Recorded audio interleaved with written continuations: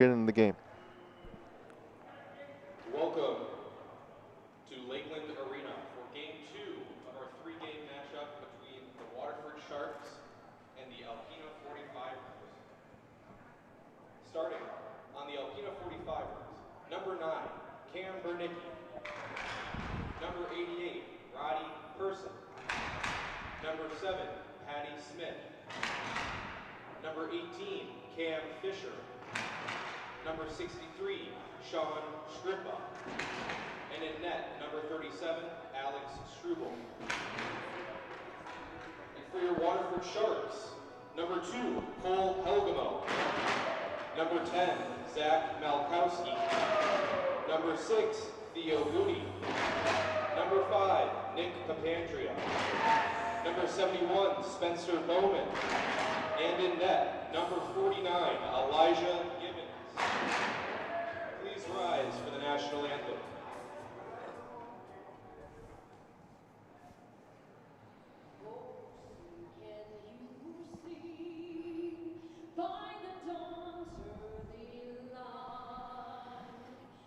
So proudly we had the twilight's last gleam, whose broad stripes and bright stars through the perilous fight o'er the ramparts we watched were so gallantly streamed, and the rockets red glare,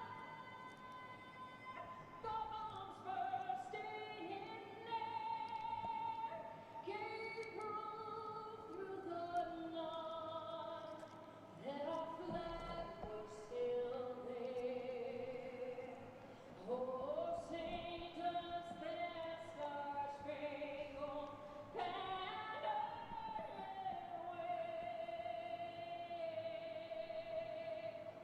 o'er the land of the free and the home of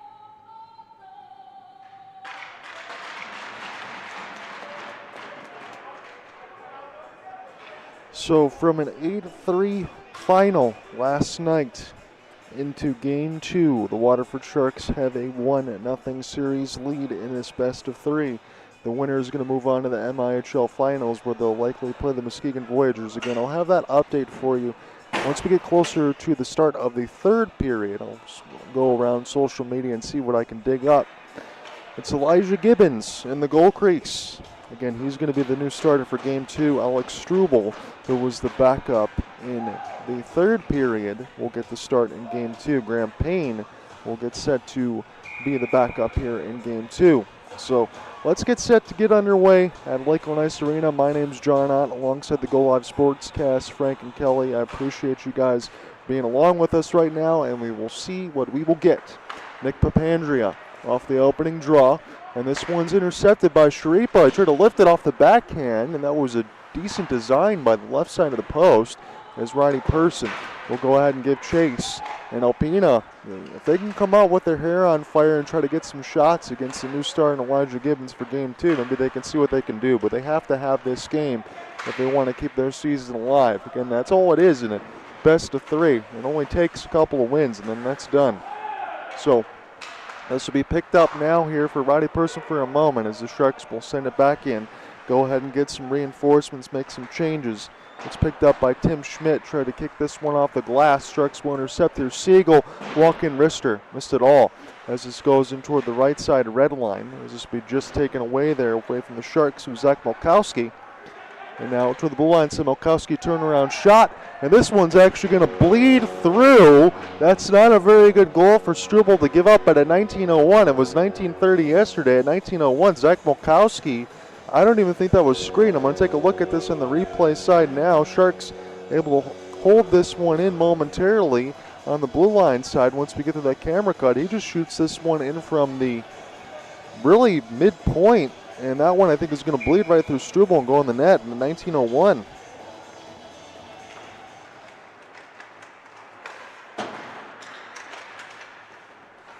So Zach Milkowski should be the one getting credit for the goal, number 10 at 19:01.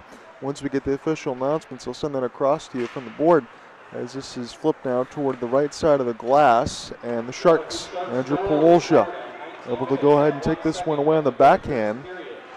Work his way toward the left side post, and that was saved by Struble.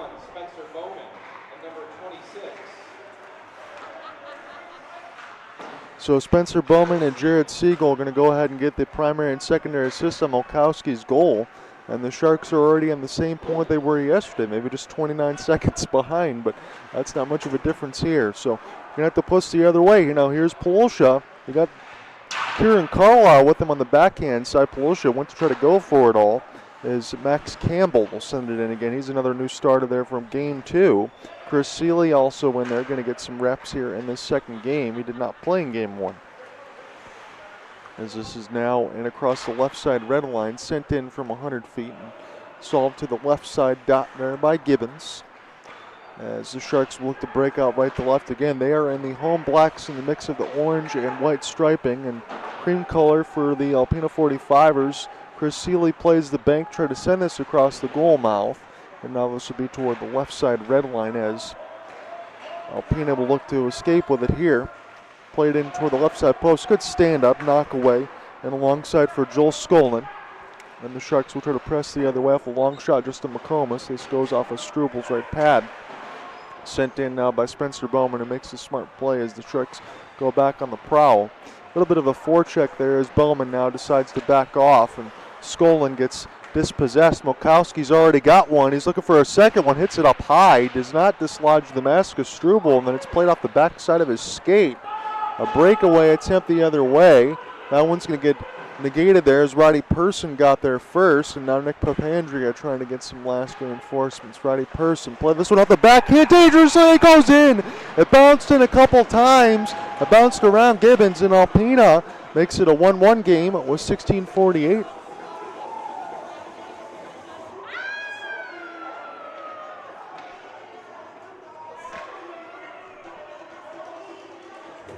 So after that save off of Milkowski from Strubel, puck was sent all the way down the ice the other way. A little bit of a pinball with the traffic out in front, and Alpena will make it a 1-1 game. Immediate shot will go up and out of play as we get a stoppage at 16:40. 16 minutes and 48 seconds of the first period. Goal scored by number 63, Sean Shrippa, assisted by number 88, Roddy Person. So Sean Sharipa already has a primary goal. Primary assist will go to Roddy Person, make it 1-1. There's traffic out toward the right side. Cole Helgamo was taken down, and the play at the net was stopped by Strubel. You don't want to mess around with what John Stonehouse affectionately calls the junkyard dog and Cole Helgamo. Again, I haven't used that line in a while, but he can pretty much do it all. I kind of think of number 2 as Brendan Shanahan a la type offense, defense, fighting, whatever you need, he can get that done. He can play some first line minutes. Kind of akin that to the today of Sam Bennett of the Florida Panthers, as this one will be knocked away for the moment. And Sharks, Milkowski look for a centering feed for Goody as shot in from the point and takes a crazy bounce away from Strubel's pads. He closed the 5-hole, and now Alpena try to brace the other way. Papandrea will win the hybrid ice. That negates it all. And now Whittle stutter stepping behind his own end, the left side red line, as the Sharks will look to break out. Helgamo open on the right side wing. Papandrea going to go ahead and take the easier pass to Milkowski. Nice little toe drag. Work his way toward the left side red line, takes a hit, able to stay on his feet as the Sharks work in behind the net, try to center a feed out. Spencer Bowman's got it at the point. He'll take the pass across left side, dot shot from an angle, and that was saved by Strubel from Helgamo as Helgamo hunts the puck in the corner. Opportunity now, good to dispossess for Spencer Bowman, but he's just going to go back on defense here. Kind of wondering if he's just going to play that today on this side, but again, two-way responsibility for the captaincy, number 71. Alpena and Miles Grix's squad is in a full line change. As Spencer Bowman will send this one back alongside Andrew Polosha. Polosha now on his backhand, power move. It's a 1-on-4. Polosha still with it, driving toward the net. That one saved by Strubel. Now he's trying to get around 3 different 45ers.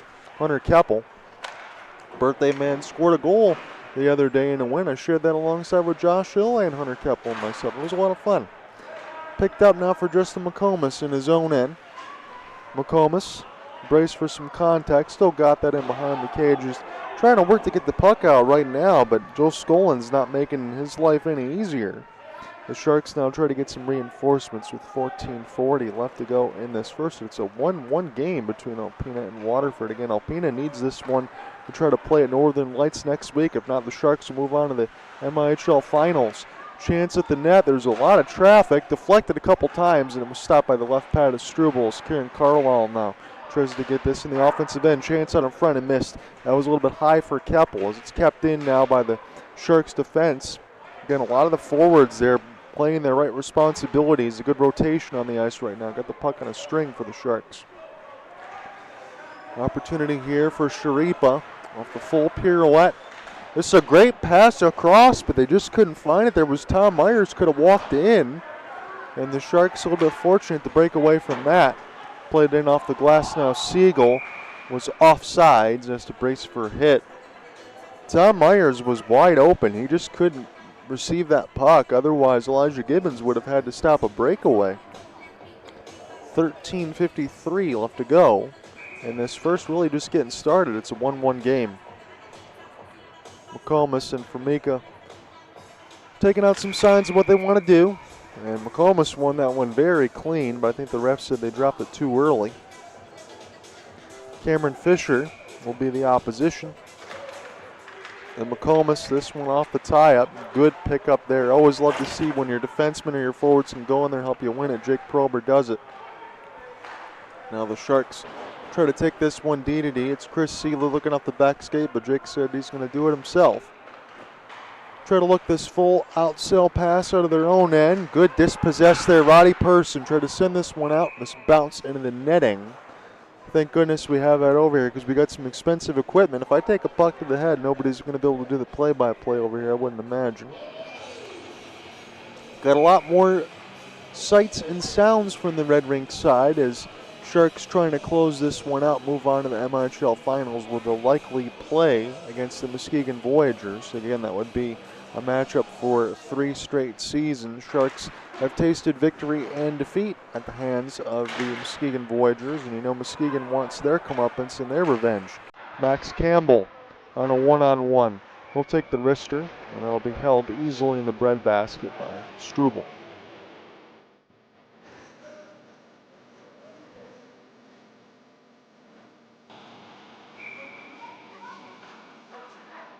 So glad you can join us here for this matinee day game at the Lakeland Ice Arena in the Red Rink. Again, blue is some cement resurfacing, so I think we're going to be playing in the red nonetheless. We got at least one more game in the finals, should that come to it, as this is picked up now for Formica. And that was 3 straight saves for Struble, this time with the left pad. As the Sharks now continue to battle with it and behind the net. Looks like Max Campbell getting tied up. Chris Seeley now in the hunt toward the high slot. And a little bit of a back check there for Seeley just to make sure that there wasn't any jailbreak down the middle for Mika. Now working with it, number 77. Here's a clean pass. Big a wrister. This one is high up into the glove. Alongside for Nick Redmond, I think I saw a number 9 sighting on the ice. I don't want to have my eyes deceive me here.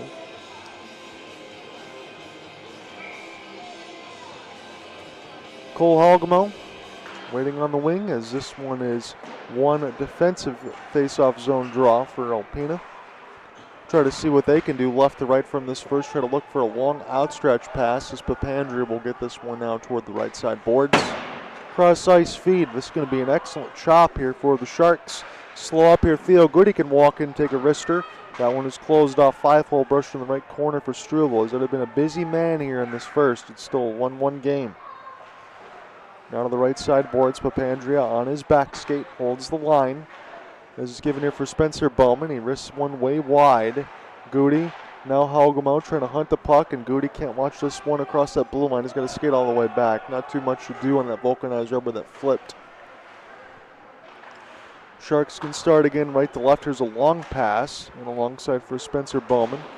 See what he can do, and behind the net, Theo Goody and Cole Halgamo now trying to go ahead and pick this one up. The stick goes flying on away from the camera shot. Sharks emerge with it. Here's a long wrister. It's going to bounce in. Struble had it one time, but he didn't get it the second time. And right at 11:36 and a shot from the left circle, that one's going to end up beating Struble as we take another look at this. Long wrister. And the rebound's going to end up going in. This should be credit there to Siegel. I think he was the one that let it fly.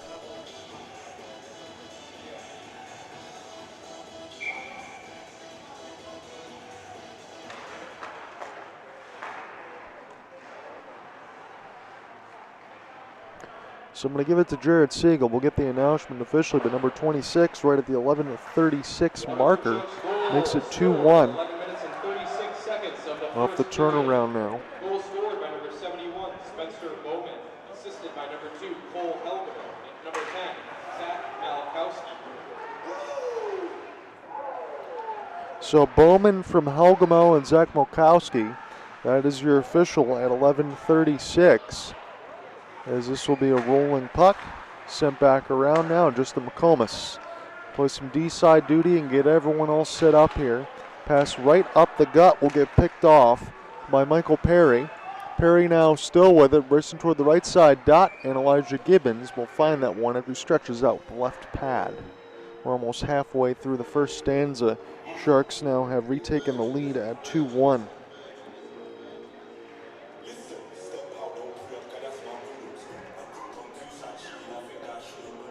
It'll be a D-zone draw upcoming. Looks like Kieran Carlisle is going to take it alongside Jack Vautour. Again, Vautour, 9 games in the regular season, 11 goals, 13 assists, 24 points for the 45ers. He's one to watch. Chris Seeley now.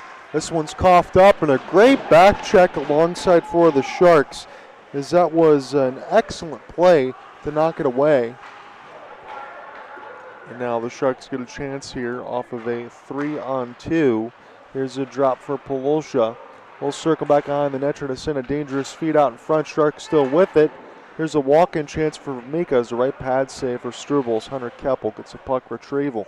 Keppel now takes the wrister. Struble with another save as we're right at the halfway point. Sharks hunting the puck and toward the right side boards. Here's a crisscross pass here for Seeley.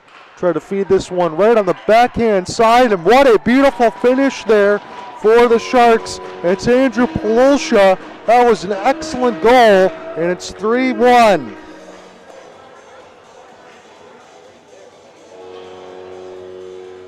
Sharks were very patient and toward the right side boards until Polosha got a backhand right in front of the slot. No chance for Struble, as Polosha again already had a goal last night, so that's going to give him officially, I believe, 37 now as we go into the playoffs with 65 points.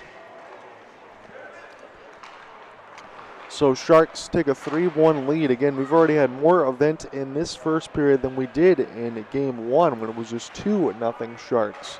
Papandrea send this one across, and this one will go right in again.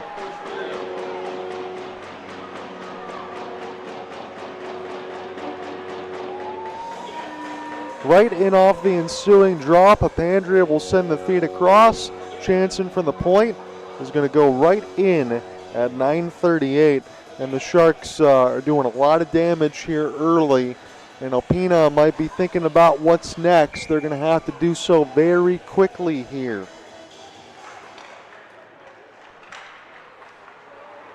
So in between the first announcement, I don't think we got that with all the horns. So we'll set that one again. Andrew Polosha, assisted by number 16, Kieran Carlisle, and number 24, Christopher Seeley. Our 4th goal of the game at 9 minutes and 38 So seconds. Polosha from Kieran Carlisle Justin and McComas, Seeley. assisted by number 6, Theo Moody, and number 5, Nick Papandrea. And then Justin McComas from Theo Goody and Nick Papandrea. That was just about 15 seconds later as we get a whistle. So get those all squared away for you. Again, you have the mix of Andrew Polosha, who just scored on the back end at 9:54, from Kieran Carlisle and Chris Seeley. And then 15 seconds later, Justin McComas, you saw that shot in from the point, and alongside Theo Goody and Nick Papandrea to get you all caught up. The Sharks, it's a 4-1 lead. Again, it was 2-0 after 1 in the first game last night. Sean Sharipa picking up his twig as things are going to start to get a little bit physical here, but Alpena's going to need a lot more than that. They're also going to need shots. And Cole Helgebo, if Spencer Boba could have made that pass, it would have been absolutely insane. Helgebo now will try to shoot a sharp angle chance. It actually bounced right in front of the goal mouth, and Roddy Person, as Helgebo was going to not leave him alone, and now finish his check there. Just a little bit of a rat race for Cole. And he's not really a stranger to that. A little bit of a Brad Marchand type if you want to go that part. Here is a long outstretch. Cole kisses one off the glass to Spencer Bowman. Here's a drop for Cole right at the net. That was designed for Molkowski. There's a save and then a whistle at 8:16. Shots on goal already looking lopsided. And if you think that there was going to be any difference in from game one, again, I will mention to you forthright, Graham Payne was terrific in that first period. And see if we need any net repairs. Again, a couple of games ago, before we ended the regular season, there was a stoppage for net repairs. There's a hole in the net, it looked like a coal bin. But it was an excellent game for Graham Payne in the first couple of periods, but the Sharks just overwhelmed them with chances. It's kind of looking that same way now early. Here's a long wrister that'll catch the netting.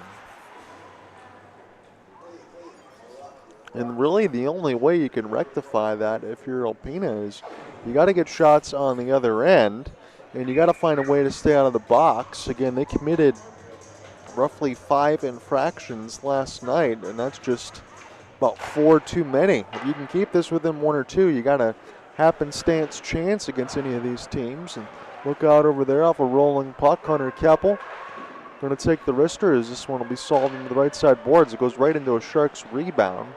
Funnel this one to the red line. Keppel now gets the retrieval off the sauce. Send this one back into the point. Kieran Carlisle spin. Try to keep it in his own end. Shovel it into the corner as Chris Seeley tried to play that back line defense. A little bit too long there for Micah. Start this one again here for Kieran Carlisle. Here's a back pass. Good spot to shoot. And the Sharks score again. Hunter Keppel. Things getting a little nasty here as it's 5-1. A little razzle-dazzle for the Sharks. For Micah, Keppel, great design. They kept it in above the point. Chris Seeley with the pass across. That's just a walk-in snipe. I don't care who you are. You're not stopping that at 7:27.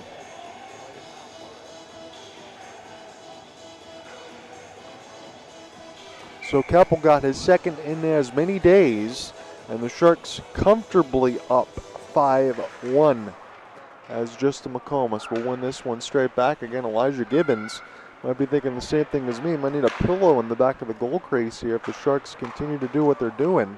Press on now here for Ruben DeLong. Rebound opportunity will be held by Struble. Hunter Keppel, assisted by number 16, Kieran Carlisle, and number 61, Andrew Malusia. So Palusha and Carlisle already picking up a couple points in this game, and Keppel with the latest. And Alpena's got to stop this right here if they want any sort of chance to get back into this game. Sharks get one more. You might already write this one off. Again, it is tax season as this one goes off the outside of the post.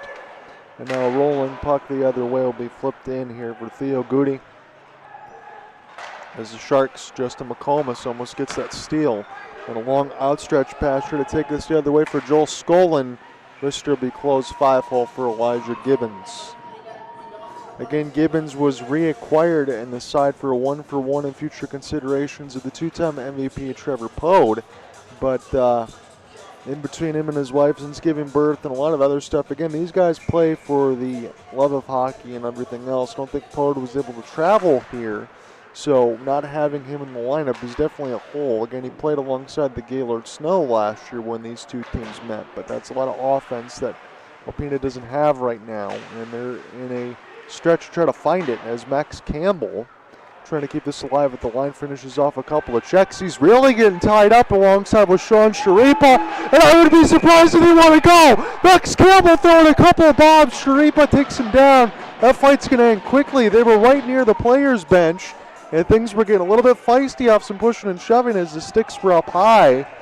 And I was not surprised to see that one go with some taps in there for each other, but things are getting a little testy near the bench. And now Shripa and Campbell. Shripa throws out another fist a little bit late as they've already exchanged some hands. I think he wants to get some cheap shots in just because of that score line. So take a look at this, and near the camera shot, it was Campbell and Shripa doing some battle. Justin McComas off the pin. Campbell gives him a little how do you do off that push. Shripa doesn't like it. Campbell doesn't like it either. And then they square off. And toward the right side boards, Campbell with a couple of serious overhands before Shripa gets that takedown and tries to finish off a little bit of his own, a little bit of a smelly glove at 6:25. So welcome to the gun show here. And alongside some of those fights, again, nothing new to me alongside the MIHL, but for any new viewers that are joining us in this Game 2 of the MIHL semifinals, hope you had some fun with that one.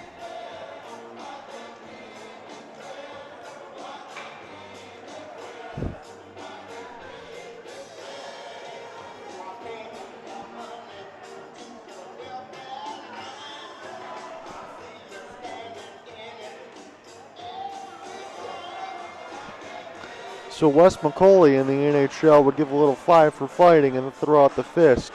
Again, we're not going to see that there, but that's what we're going to have on both sides. Sharks, right now, it looks like they might have some sort of instigating penalty, is what I'm seeing on the score sheet. We can count the personnel on the ice. And I see 4, so I do think the Sharks are going to be at a disadvantage. That will put Alpena at the power play. But 5 for fighting, at least for both sides. But I think an instigator penalty is going to be charged to Max Campbell.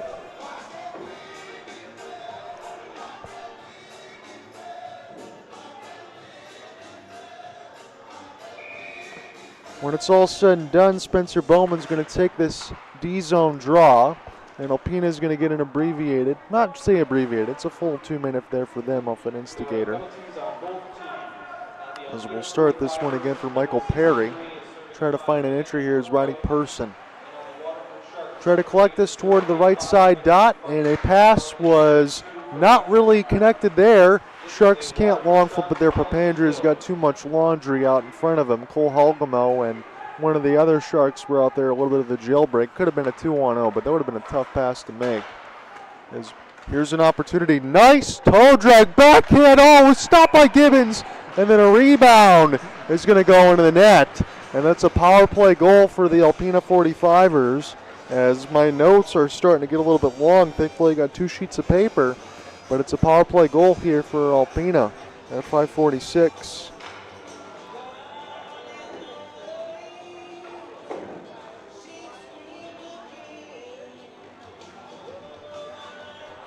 Gibbons made a Herculean first stop, but the second one, no chance for him to do anything on that rebound. And it's starting to look a little nuts here in this first game as we already got 7 goals. And it's at 5:46 left to go in the first frame. We still got another 2 periods of 20 minutes. Opportunity now to maybe settle things down. Who knows? As Kieran Carlisle now work his way on the forehand toe drag. Try to look for a little bit of a snipe as this one's knocked away. And Alpena might have some numbers here. Off the one back skate, here's a good dispossess alongside with the Sharks. Good 200-foot game there for number 16. As this will be shoveled back and behind the defense. And the Sharks look to break out. Here's an opportunity here for Seeley on the back skate. We'll like to go for some help here. Seeley now sends this one across the point. So Cam Fisher and Mike Perry. Cameron Fisher gets the power play goal, makes it a 5-2 game. As this one sent in behind the net. Here's a touch pass right out in front, and Struble able to knock that away with the stick. As this goes to the right side corner, Kieran Carlisle now. Number 16's had a long shift, and rolling puck will go outside the zone, so everybody got to retreat so we don't go off sides. Chris Seeley will use this off the embankment. Good pass ahead for Hunter Keppel, trying to leave it there alongside for Kieran. He'll brace for some contact. Again, if you shove that alongside the numbers, that's how you're going to get a penalty. So you got to make sure when you show that, you can't throw those hits out, just for any of the newer viewers. As this will be a long outstretched pass for Keppel, shoveled in the left side blue line, and the Sharks, in the midst of Dirk Thur's squad, will take full sail changes. Alpena now trying to go left to right for the rest of this first period. Again, they just got a power play goal to the good, but they have iced it at 4:09.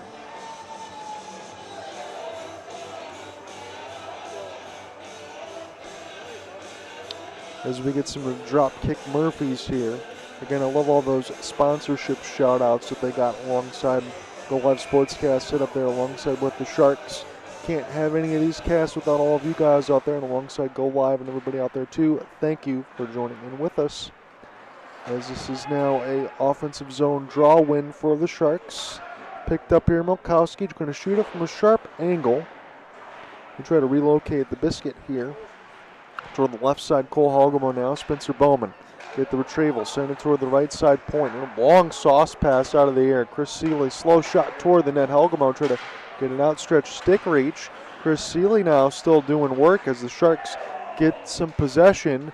Are we going to get any tripping call? I don't see any hands in the air as this is now toward the right side boards, but all the refs say that things are clean.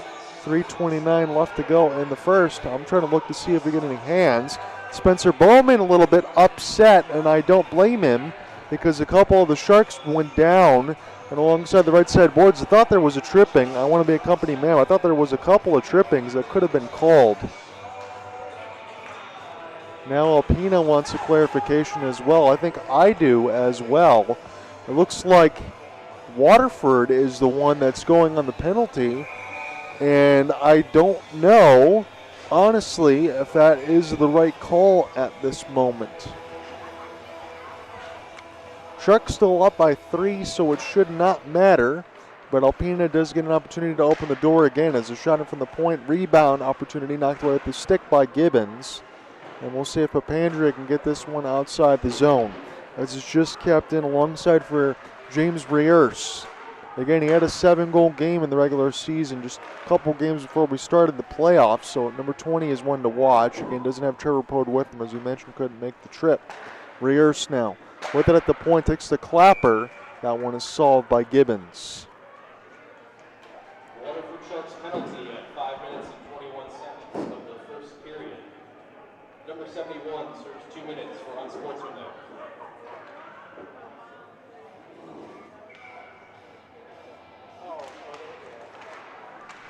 So Bowman gets an unsportsmanlike. This one into the traffic. Kieran Carlisle. He's got Reurse back there with him. Andrew Polosha joined up the gut. Carlisle, cross pass. And that was finished off alongside Carlisle and Polosha. How about that? A short-handed goal for the Waterford Sharks. Reurse, I thought he was a hair's breadth away from making it 5-3, but instead it is 6-2. Shot was not a bad one for Reurse, but once Carlisle was able to take off and Polosha joined him up the rush, again you have those two at the puck, you're already asking for trouble. That's like Kane and DeBrincat.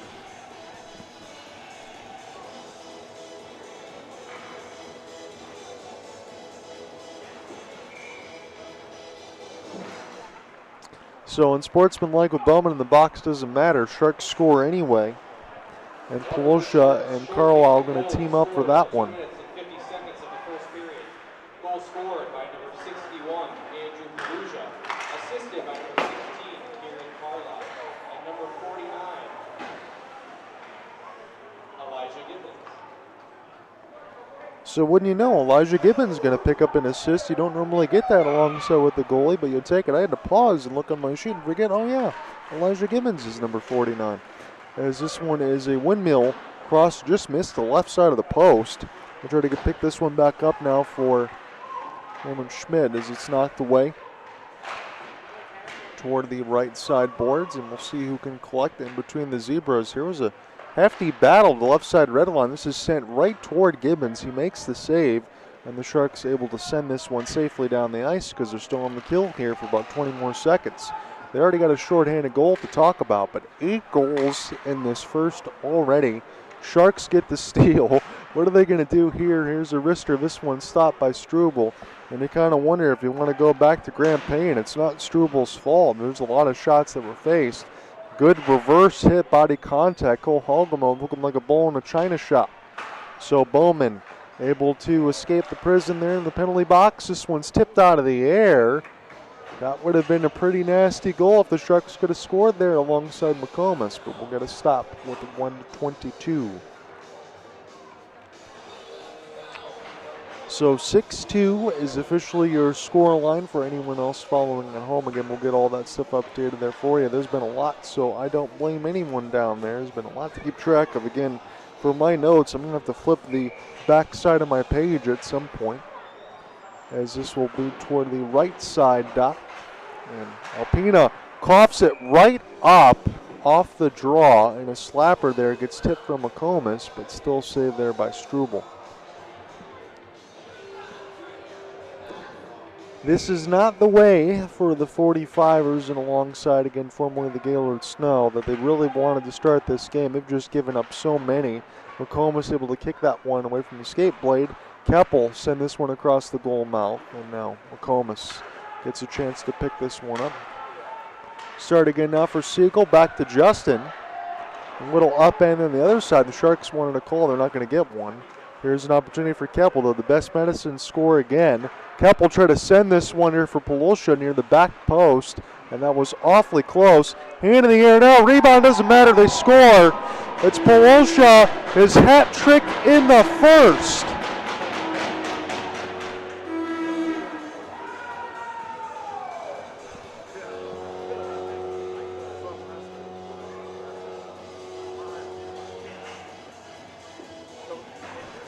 So Andrew Polosha with a first period hat. How does that sound to you, Sharks fans? 7-2.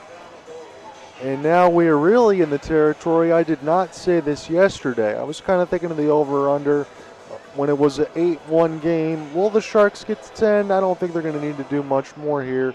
And now Cole Helgamo going to be able to have some words alongside Cordy Bordeaux. I think they're just going to go ahead and exchange pleasantries, and I mean that in the nice way. So after the center ice zone draw, here is Bordeaux. Slapper. This one catches the above side of the mesh. Number 18 for the Alpena 45ers at 43 seconds of the first for roughing. That penalty is negated by a Waterford Sharks goal at 43 seconds of the first, scored by number 61, Andrew Polosha, assisted by number 26, Jared Siegel, and number 23, Hunter Keppel. So Siegel and Keppel, again, as it's a 7-2 lead now for the Sharks. And I wouldn't want to say they're in coast territory with 2 more periods to go, but I could probably say that at the mid of the second, because they're feeling pretty comfortable here. This was a dominating offensive display in the first. Again, they probably could have had more in game 1. Off the touch, that's near the backside post, does not go in. And the Sharks end the first. They are in the driver's seat, ladies and gentlemen. 7-2. Andrew Polosha already with a first period hat trick. And that kind of set the tone here. And even off the shorthanded side, Sharks doing what they need to do. Taking care of business. And they know what it's all about here. There's already been a bunch of taps in alongside for Elijah Gibbons, and we have 2 more periods to go still, and that kind of feels like a post-game celebration, but I promise you it's not. We still got another 40 minutes. So we'll get all Zamboni'd here. I'll get all squared away on the Facebook side. Give 2, and Alex Struble backed him up. I want to mention a welcome and a thank you to everybody following along YouTube at the Go Live Sportscast channel, GoLiveSportscast.com per usual, and a TCL channel 3080, the Go Live Sportscast. My name's John Ott, alongside Frank and Kelly of the Go Live Sportscast. This is Game 2 of the MIHL semifinals. It is a best of 3, so if the Sharks take care of their business today, which they're already well in the line of doing so, they will probably head against the Muskegon Voyagers for a 3rd straight season. I'm going to find those updates for you once we get past from our next intermission. So with the start of the 3rd period, I'll give you that update. As far as anything else for March Madness, I just want to mention, again, for the Michigan State Spartans, they will be in action tonight against the New Mexico Aztecs at 8:40. That's going to start a little bit late tonight. Again, you're going to have a pretty good matchup on the back end as well for Oregon and Arizona at 9:40. And I know I haven't followed the Iowa State Cyclones in a while, but when they laid the smackdown on the Kansas Jayhawks, I have them as my winner outright. We'll see if that ends up holding water still. They were number one in the nation for quite a while when they were battling the Auburn Tigers. But that's my look out there for the NCAA bracket today, and alongside yesterday, it was a 6-3 loss for the Red Wings against the Vegas Golden Knights. And effectively, when we talk about the Red Wings season, that might already be done. Again, you got about 12 to 13 games left in the season for most of these. You still got the Calgary Flames in the hunt in the West, and everything else in the East looks to be a little bit decided. The Montreal Canadiens might have their rebuild already in full effect, as you got some pretty good players there alongside Cole Caulfield, Nick Suzuki, and Juraj Slafkowski. So we'll see what ends up taking place as far as the NHL, but in the MIHL, this is Game 2. We're in the Red Rink.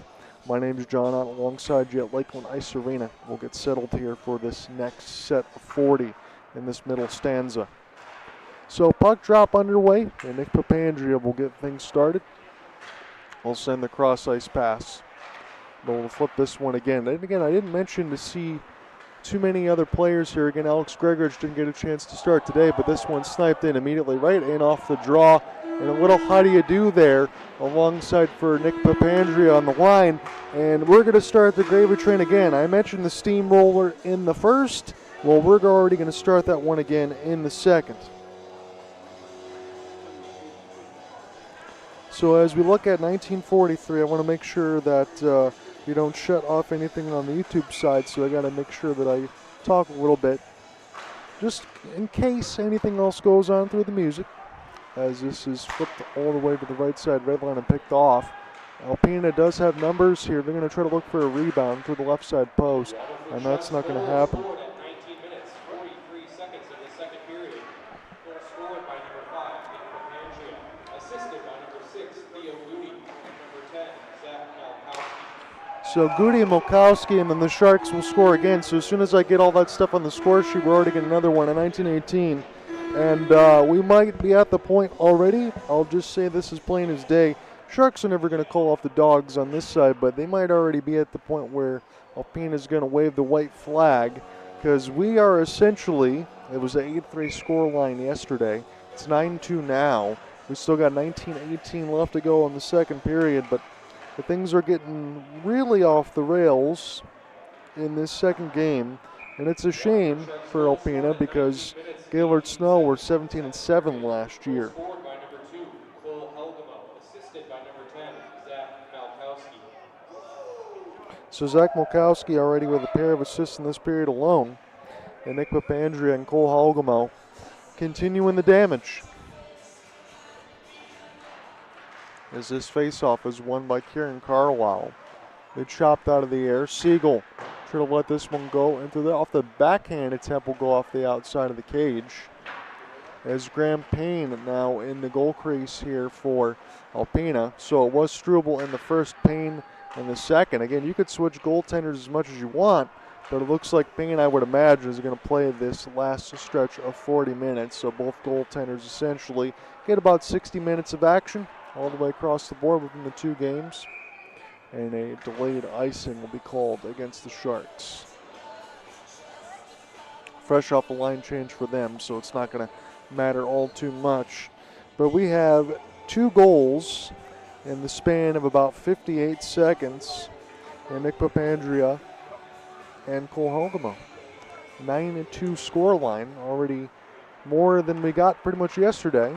And I think we're already going to get to that again, as Polosha already had a hat trick in the first period. Try to leave it back to him. We'd have been wide open near the right side post. Rolling puck stays in play. And just eludes the zebra as Justin McComas start this one in his own end. Here's a rolling puck just outside that blue line. Outstretched reach there for Kieran Carlisle.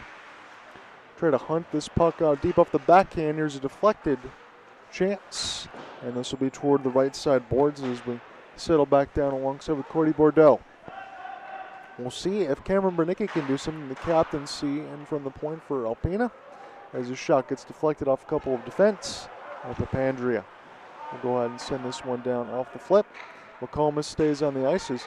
They get some other fresh troops. Here's a good pass in toward the right side circle. Try to nutmeg the defense as the Sharks lost it there momentarily off the deflection, and now James Riers try to send this one the other way as it got knocked away from Brian Bjornholm. Elijah Gibbons will stop it in behind the goal crease. About 17:25 left to go in the second period. My name is John Ott. Thank you for joining me in Game 2 of the MIHL semifinals alongside Go Live Sportscast. Chance out in front, and Justin McComas off a one-knee tap toward the right post. That was pretty nasty, and the Sharks continue the onslaught. Toward the right side post, Justin McComas can walk in. I mean, what is Payne supposed to do there?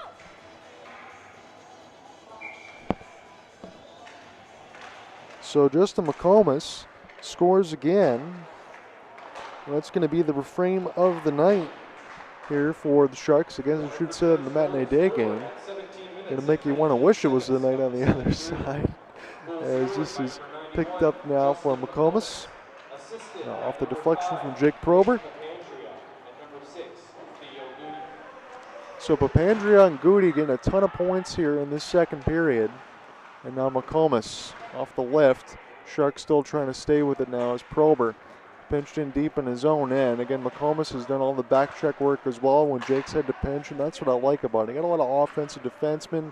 You got some defense when you need it there. You got forwards that are responsible. Everybody's just kind of keeping this on a metronome, as we said there earlier, keeping the space and doing the damage. Played it off the backhand now. This is right off the back skate of Payne. Going to be knocked away into the corner. Chris Seeley didn't have to get to that as Sharks will shovel it around again. Justin McComas. Here's send this one for Micah, and it hit. Ooh, it hit one of the 45ers up toward the dome on the side of Michael Perry. He's trying to get this one out. He's got to be a little bit dazed there. That one hurt him. As the Sharks now backing toward the right side. Here is Seeley. This one bounces off his skate. Try to send it toward the goal mouth. That one's easily picked off the long flip. Sharipa will go ahead and give a look as Elijah Gibbons will just brush this off the backstop. Oh, what a big hit near the right side boards for Micah. He got smoked. And then we get a little push the other way for Micah. Wants a piece of Ronnie Person. It looks like he's going to get that near the right side boards. For Micah takes him down.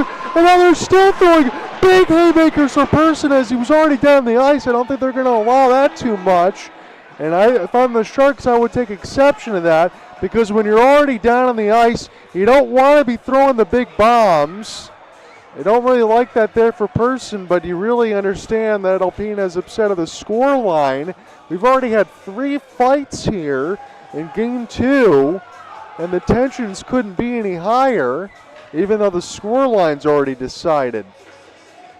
So for Micah got hit really hard. Chris Seeley coming to his defense, and then Roddy Person goes in. So for Micah, you want to go ahead and take some of this as they go in to exchange some blows. For Micah, got a big one and toward the right side to reverberate off a Person as we got some beautiful camera work. Good side there alongside Kelly and Frank. Good work there. And at 15:45, we're going to have some housekeeping, because that was some violent fights that we had there and near the left side of the dot.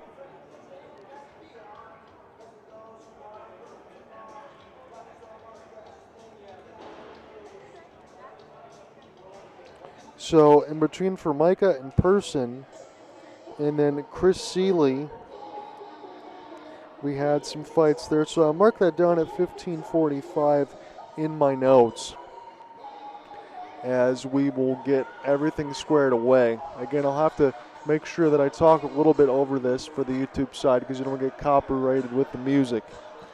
But at 15:45, that is when all heck broke loose. Again, I could probably get some light curse in here. I don't think anyone would mind, but we'll keep it as clean as we can. But they'll mention this in toward the left side. Anything clean alongside the laundry and the gloves. It just got pretty chaotic as Gibbons able to brush from the corner. Again, Chris Seeley coming to the defense. And for Micah, takes a big hit. I mean, okay, for Micah takes that hit. Person wants to go ahead and finish what he started. Chris Seeley just coming to his defense, and things got a little bit nuts. I mean, we got 3 fights already.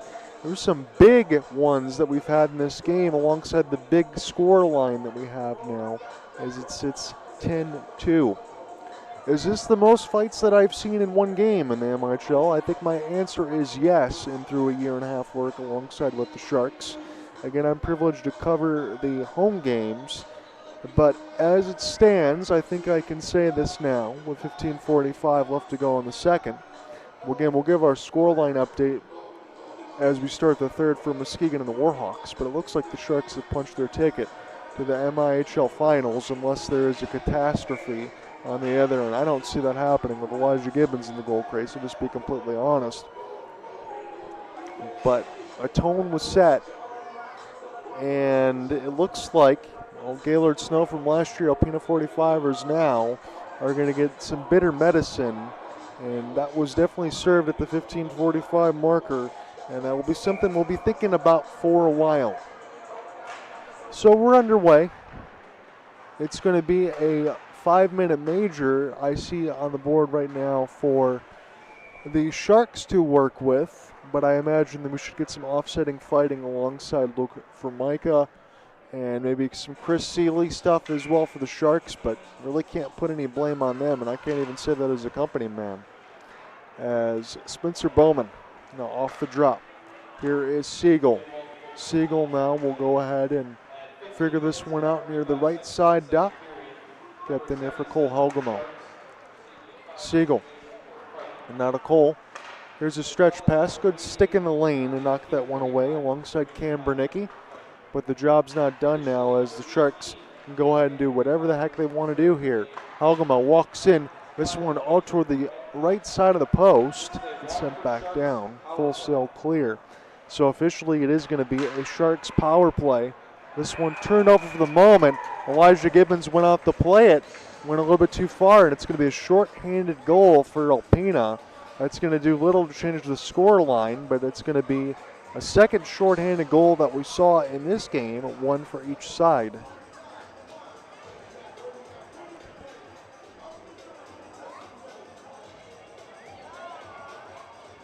So at 14:57, a short-handed goal there for Alpena as Elijah Gibbons went to go out and play the puck, and that one is going to get slam dunked into an open net.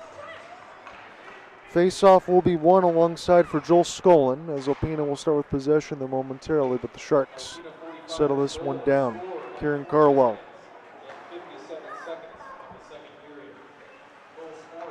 Touched in off the backhand. Here's his setup. As this will be settled back down now in the high slot. Kieran Carlisle off the touch. One more feed as this one will get knocked away. I'll have to look at the replay on the side of it once it's done. I missed the goal announcement, but it was definitely a short-handed one for Alpena that made it 10-3. Again, we'll give you those replays alongside the Goal Live Sportscast a little bit later tonight as this one is right in the trapper here for Payne. I always follow along with the game tape on that side alongside give you the game story at hopeasportsguy.wordpress.com. That's probably going to be around Tuesday, Wednesday. We'll have a little bit of a late birthday celebration because he didn't do that on Saturday because of game one. So try to get that done on Sunday. Papandrea, he's already got a couple. This one hit Struble right in the stomach. He's down, back and behind the mesh. Here's a one-timer now in from the point, and somehow Struble found that one behind him.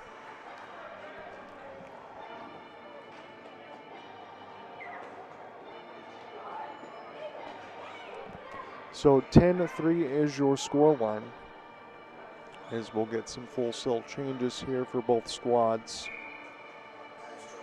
Again, thank you for joining us here on the Goal Live Sportscast TCL channel 3080. Goal Live Sportscast per usual. Papandrea off the stutter stop. Has this one in the high slot. Sharks kept on the outside right now with Kieran Carlisle. Go ahead and set this one up for Theo Goody. Fakes the slapper. Here comes the bomb. Big rebound. It was loose out in front of the goal mouth. It's not cleared out. Sent toward the net again. And this one's blocked aside by the defense out in front of Payne. Right in between the legs, but it's left here for Papandrea. Keeping alive on his back skate. Still trying to keep that puck on a string. Here's another chance in from the point. Sharks looking like they're going for a little bit of target practice. As this one's flipped down the ice. I think Elijah Gibbons will make this one a little more clean. Again, you can afford to make a mistake when you're out by as much as you are, but when you think about that play again, I bet you that doesn't happen against the Muskegon Voyagers, should that be the case in a couple weeks or whenever we play the finals.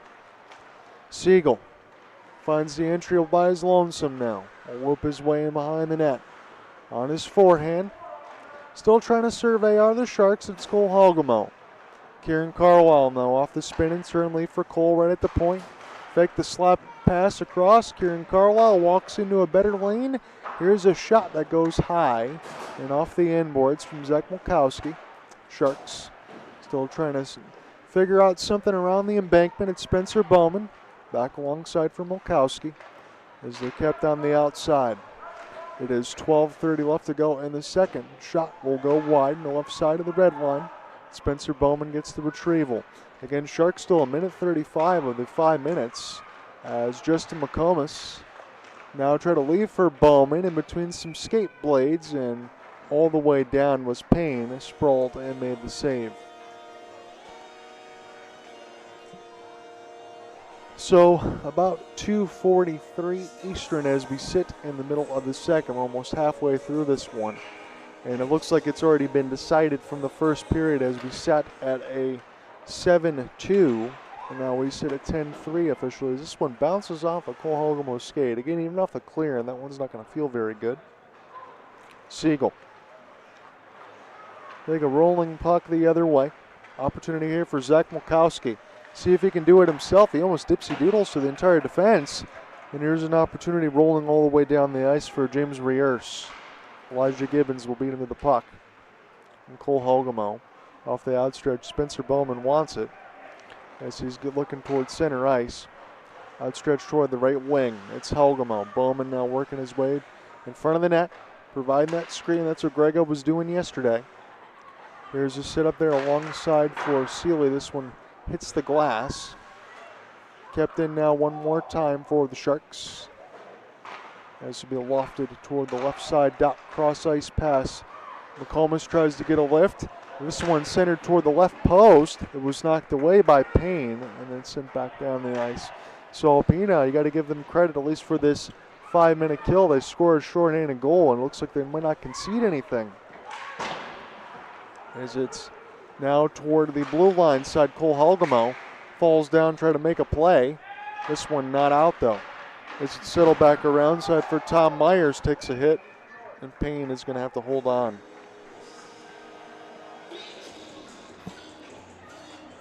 So just 6 seconds left to go here on the power play. The 5-minute advantage here for the Sharks, and I apologize for a little bit of the ramble, but once they told me about the music copyright, I want to make sure that the YouTube side still holds, so let that do justice for everything else.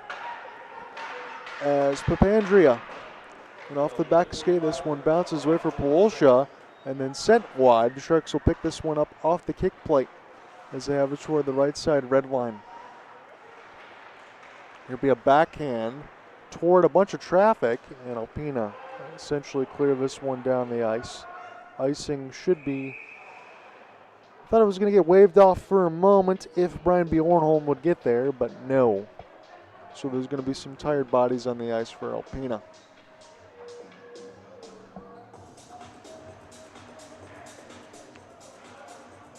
So now toward the left side dot, you got Kieran Carwell to take this draw. This one bounced off a Struble rebound, and this one will be shoved across. Polosha has got his 4th of the game.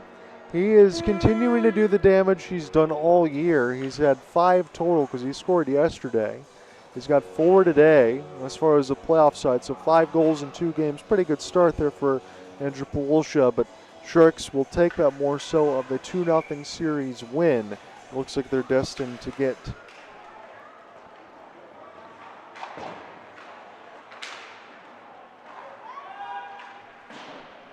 so Polosha with the latest, that's his 4th.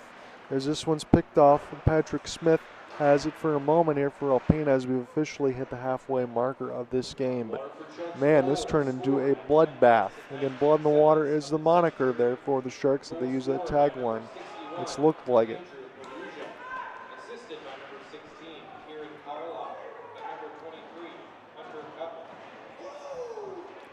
So Hunter Keppel is continuing to have a good playoff there alongside the third line forward.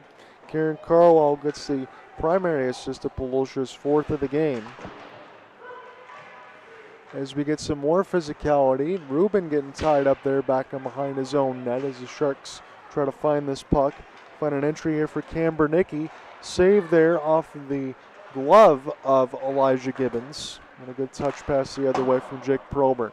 Kiss this one off the glass, a little bit too far for Justin McComas. He's got some pretty good speed, but that was too many strides to make up as Tim Schmidt. Now we'll have this one for Alpena. You got Sean Sharipa with him. And this shot will get solved in the corner. Sharipa now gets the retrieval. Scored one of the early goals in this game for Alpena, but they're going to need a lot more.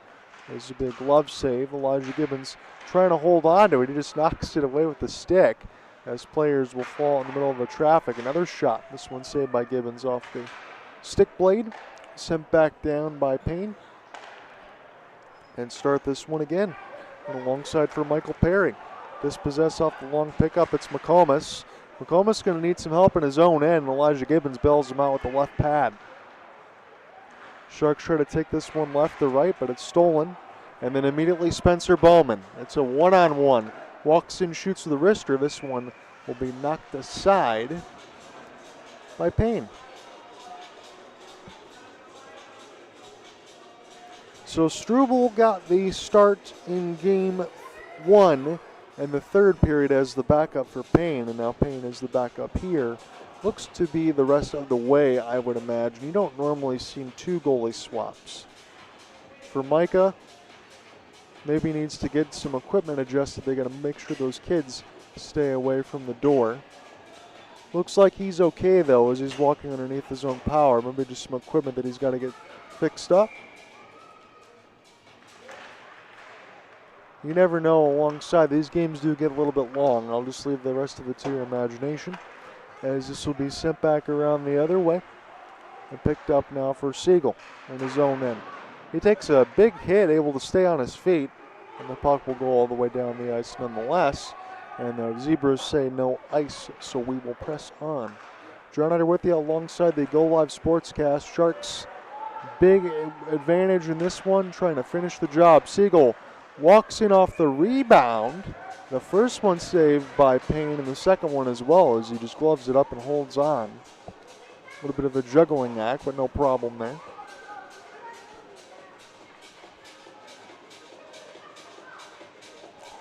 Not sure where the tension level is going to be as far as all the physicality, because we already had two fights in this period. We had one in the first alongside with Max Campbell.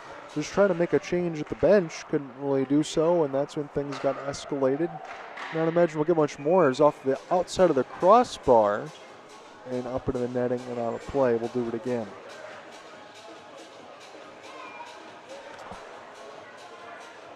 So officially, when this is all said and done, I'll give you the particulars as far as when we think the MIHL Finals are going to start, but the game recap and everything else as far as the video and everything I'll put there probably be up around Tuesday. We're going to have some fun tonight to get kind of things settled in on Monday and get it finalized on Tuesday. Throw it on the MIHL website and all of that. As always, at hopelesssportsguy.wordpress.com. We'll throw it on the MIHL Hockey Shift and all of that for those that want to follow along officially. I just linked the story out after.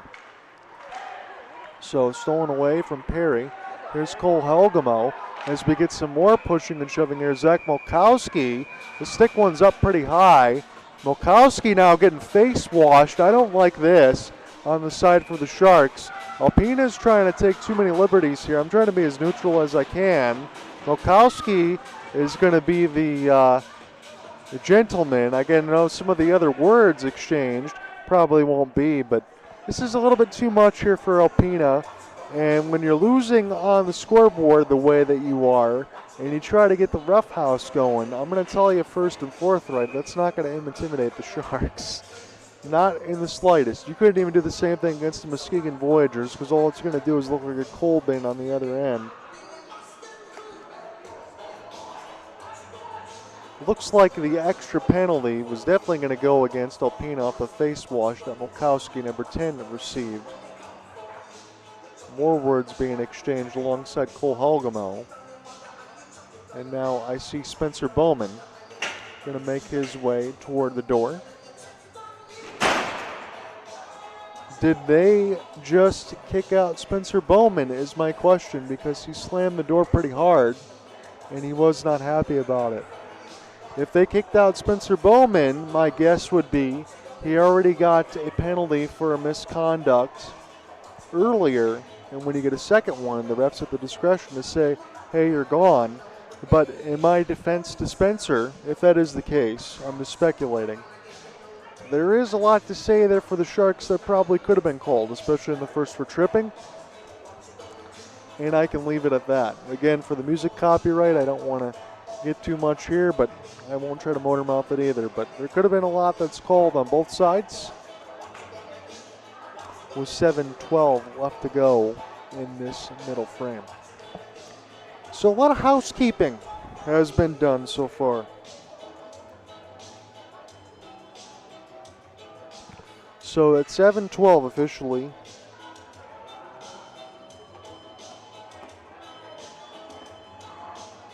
.712 has started the penalty parade. We have an Alpena 45 penalty at 7 minutes and 12 seconds in the second period. A cross check by number 56. So a cross check for Jack Vautour. At 7 minutes and 12 seconds of the second period. By number 71, Spencer Bowman. With an unsportsmanlike and misconduct. He will receive a 10-minute. And Spencer Bowman is going to get a 10-minute misconduct. That's his second penalty. I imagine Spencer Bowman's misconduct, so again, my conjecture earlier was probably closer to correct than not, that the refs had too much of the motor mouth. But again, in my defense to Spencer Bowman, I think a lot could have been called in this game that probably wasn't. And Alpena has taken some liberties, and the captaincy wants to step up for his team. Can't throw any blame there. Here's a race now for the puck. It's a one-on-one against Gibbons. And James Riers really did not get what he wanted on that. As we'll start again for Kieran Carlisle. Carlisle off the spin and pirouette. Again, he's got hands of a magician. Settle now for Polosha, who has 4 in this game. Polosha take this one D to D, and alongside Theo Goody. Now for Polosha. Kieran Carlisle toward the right side red line. Set up the one-timer. That is a fantastic glove save. And for Payne, you got to give him full marks for that incredible stop. Even in a game like this, 4-on-4 play is where the Sharks absolutely dominated in game 1. And that is at least what we'll have for a minute 13. But again, Bowman's got a 10-minute misconduct, so that would settle him out for all of the second and some of the third, if that is correct. Now Zach Mulkowski on his backhand. He gets taken down toward the net, and we'll see if Alpena can race the other way. Joel Skolin try to do it himself on the backhand. This one will be solved with the left pad by Elijah Gibbons. Segal. Now for McComas off the leave. Sharks just trying to get settled here from right to left for this rest of the second. Again, you could have a laundry list of everything in this game. You could add a whole story from the first period. And again, we still got one more to go. Siegel off the reverse. Strong enough to stay with it. It's McComas off the leave. One-timer attempt, and Payne will slide all the way over to Rob Keppel.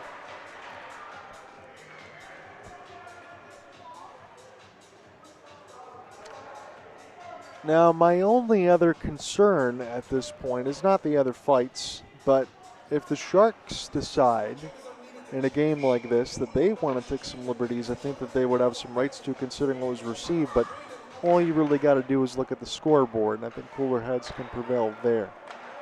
Chris Seeley. This is slowly deflected, and now Alpena will have an opportunity to try to take this right to left. Again, they got the cream color and the black stripe, the Waterford Sharks, and the home blacks with the orange and white striping. Cody Bordeaux off the spin and leave. The shovel in the corner. McComas braces for a hit. Failed clearing attempt will bounce right back to the Sharks, and they'll concede in for a long flip as Rogalong gets dispossessed for a moment. And now toward the right side, here's a cross-ice pass, one more feed, and a tic-tac-toe there for Alpena. That was pretty. That makes it 11-4.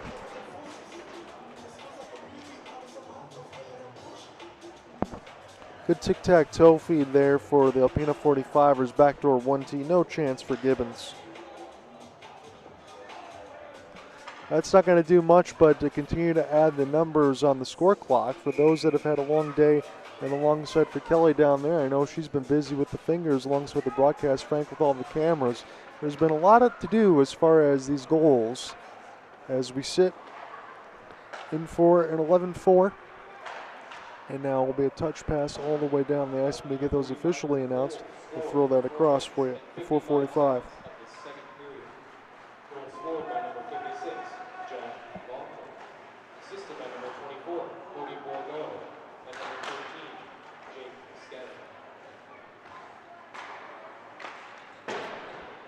So this will be hitting off the glass. I'm trying to look on the other side as far as the extra assist here for the 45ers, but I'm not seeing that on the score sheet, but I do have it alongside for Jack Vautour with the latest. And speaking of the latest here into the back side of the post, it was pretty close at 4:09 as this one goes off the outside of the crossbar.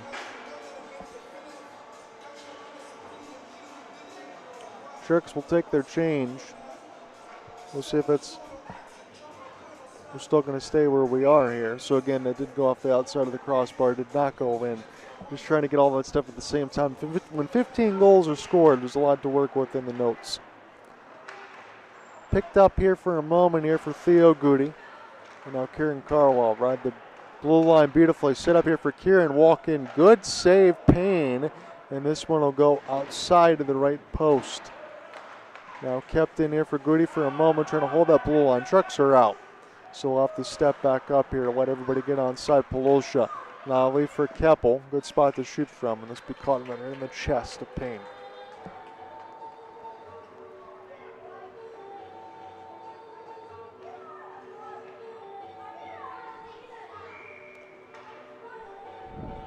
So all that's left here is the third period when we got about another 3:35. When we get toward that side of it, I'm going to leave an update as Kieran Carlisle off the left had his hand in the air like he thought he was going to score. I thought he was going to be able to put that one over to the right side of the mesh, but this stays with McComas. Keeps it on side off his skate. There's a pass that gets centered, and it's going to bounce right back to him. There's so many foot soldiers out in front of the net right now as the Sharks now leave for Justin McComas. Ochiki put this one across the boards here and start again. Polosha now for Kieran Carlisle. Crisscross pass in toward the left side as this is in tight. And an opportunity again gets finished off by the Sharks as Graham Payne was probably thinking about everything else that he could do other than stop the puck because that wasn't going to happen. It sits at 12-4.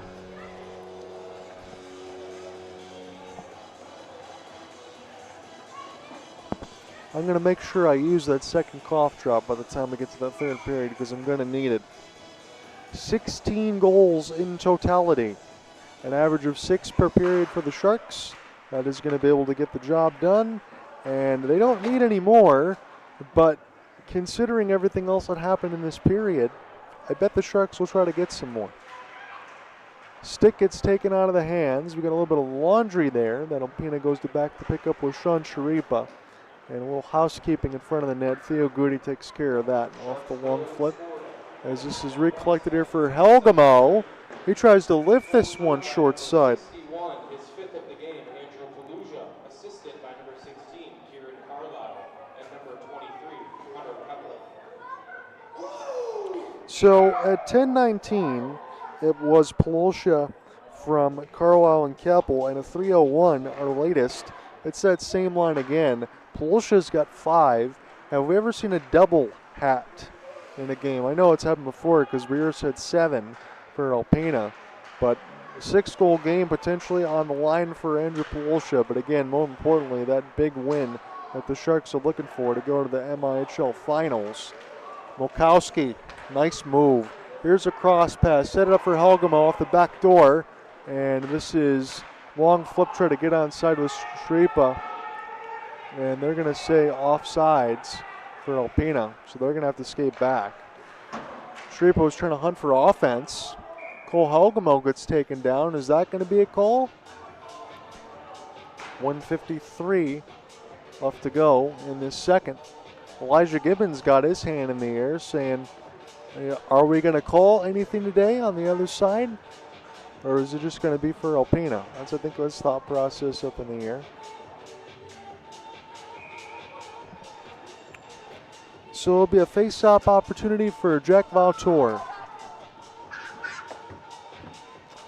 So Valtor tried to get this one on the offensive end for Alpena. Got Sean Sharif on the back skate with him. Here's a chance. And alongside this gets knocked away as Nick Perry's shot gets saved by Gibbons.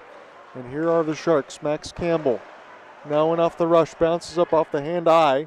Sharks with Papandrea, who's already found the goal sheet. Again, a lot of the Sharks have, but it's been a running tally. Chance off the backboards here. Will bounce right to Payne.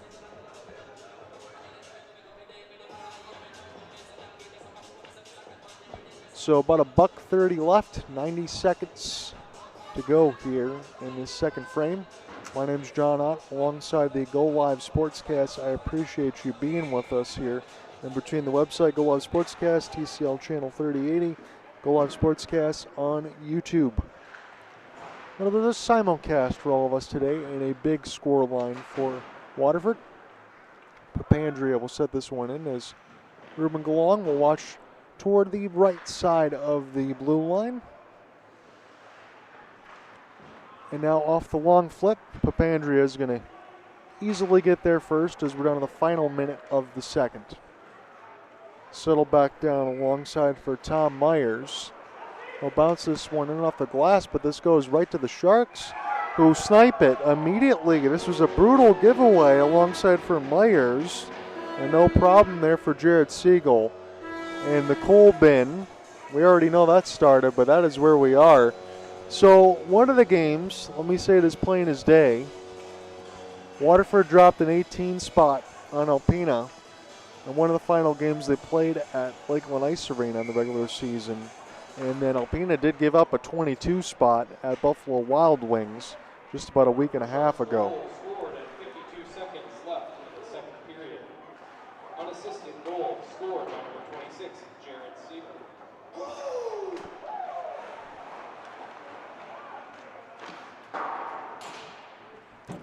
So my official third period start, I'll be using this second sheet of paper because that's how much we've had. Max Campbell now off the clear in. Max Campbell will try to get to it as this will be deflected away, and now Alpena get a chance to start again. Alpena's got 4 goals. They got more than they got yesterday, but they gave up a whole heck of a lot more as we're down to the final 10 seconds. No ice mercifully. We will end the second period. The Waterford Sharks already scored 7 in the first. They score 6 more times here. Alpena does get a couple more, but it's 13-4 after 2.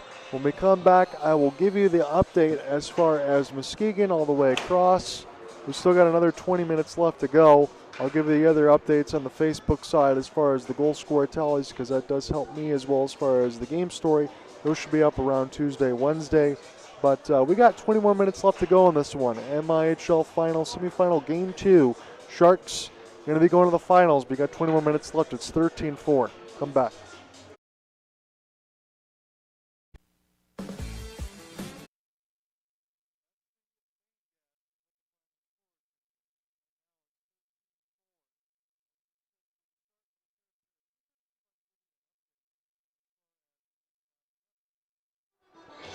As far as what we will have in the third period, again, we have everything decided as far as the outcome. Now we just need to figure out what the final score is going to be. That is anybody's guess as it sits at 13-4. Let me see if I can give you an update as far as the Muskegon Voyagers. Look across their page. Again, their update is after one period, it's 3-0 Voyagers, goals by Taylor Pitcher and Zach Cuthbertson. And that's all I'm seeing right now. So 3-0 lead for Muskegon against the Warhawks. Again, they ended up winning that game 5-2 last night. This one is 13-4, and everything has really already been decided. I'm going to give you the second period reset just in case there's any of you that haven't been following along across this entire game. So there was a lot. 13-4 is our score right now. Cordy Bordeaux and Jack Vauteau scored for the 45ers. But Papandrea, Helgamo, McComas, Polosha all score. Polosha has a couple. He's got 5. But here's the big note for me that I want to mention. The captaincy, Spencer Bowman, number 71. He got a 10-minute misconduct. It was the second penalty of the game. Now, for me, I'm not even just saying this as a company man, I'm being completely honest. There's no blame. Roughhousing has been rampant. We already saw fights from Max Campbell and Sean Sharipa. And then the first and then the second period, Rodney Person and Luke Formica. Liberties had certainly been taken in that second period. And in my humble opinion, just being as completely honest and forthright as I can be, the Sharks certainly in their right to try to take advantage of some of that stuff if they want to in the third. And I feel like Spencer Bowman probably was stepping up for his line mates and was upset that some of these were not called. And he was probably right.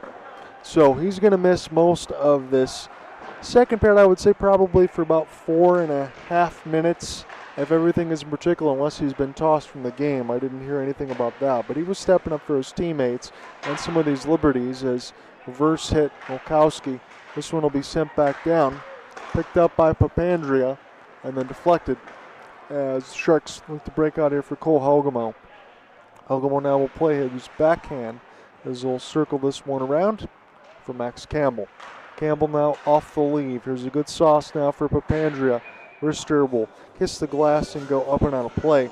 I do want to pass this alongside from Mama Shark Lord Gregorich. Golf with the Waterford Sharks, Saturday, June 14, 2025. The links at Crystal Lake Golf Course. And then it's the third annual golf outing, Saturday 14th at the beautiful links at Crystal Lake in Pontiac. 8 warm-up in the morning and 9 a.m. tee-off. $500 for a foursome. Registration and fees due by June 1st, 2025. You can contact Laura Gregorich at 248-807-2162 or at lgregorich.wfsharks@gmail.com. Whole sponsorships, you can contact the general manager, Nick Parrott, at 248-887-0703. Want to make sure to get that shout out there as long as the broadcast. And that's around the 18:45 marker of the third if you need any reference as far as broadcasting notes. Kieran Carlisle work his way toward the left side. Dot leave for Keppel. Extra pass, and this one will be blocked aside alongside the pickup of Cam Bernicki. And have to start again for Alpena.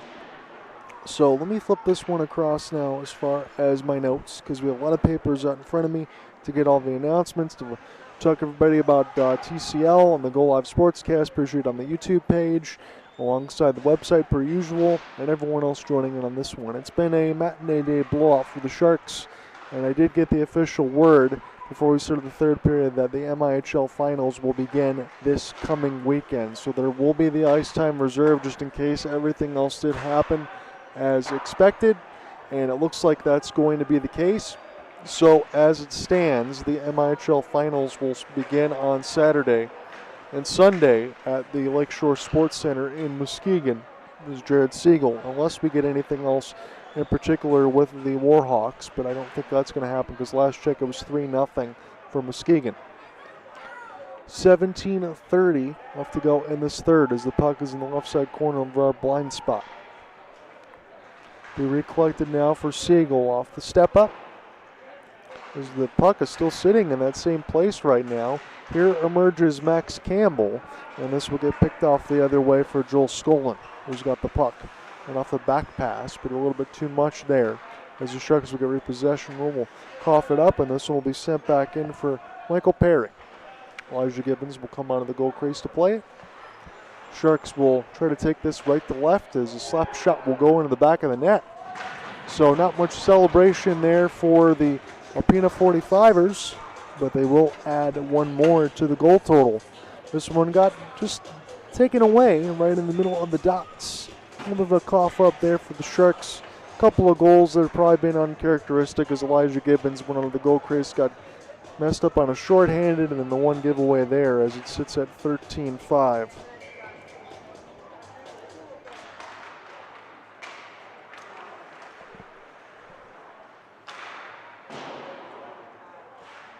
So that one was at 16:58. We'll get those official announcements to you in a moment. Toward the right side, Payne will fall on it. Goal scored by number 63, Sean Strippa. So Sean Shrippa is going to get the primary. There's going to be no other assist to have at that one as it sits at 13-5. If Alpena gets maybe 3 more unanswered in the span of about 4 minutes, then we might have something to talk about here. But that's really all there is to it right now. They would need to score in bunches. And if you're looking at sand and the hourglass as far as goal increments, probably got to be another goal in a minute and a half unanswered for the next 4 or 5 if we're going to have something to talk about. Jake Prober. Now for Cole Halgamo. That was beautifully done and off the skates. Here's a cross ice feed, and that one will hit the backboards. Just settle back down off the flip. And picked up by Molkowski. Now here's a race for it as walk-in Shupapandria. He missed a little bit high, and now an opportunity off the stop. Here is Alpena trying to run some offense now with Perry. Plays this one off the embankment. It gets shoveled away, kept in off of a long clear. And now have to settle back down. Alpena is going to go ahead and try to give chase to this for Tom Myers. 15:50 left to go in this third. As the Sharks take this one from the point, it's Siegel. Now Zach Molkowski on his back skate. Molkowski, a turnaround shot will get deflected.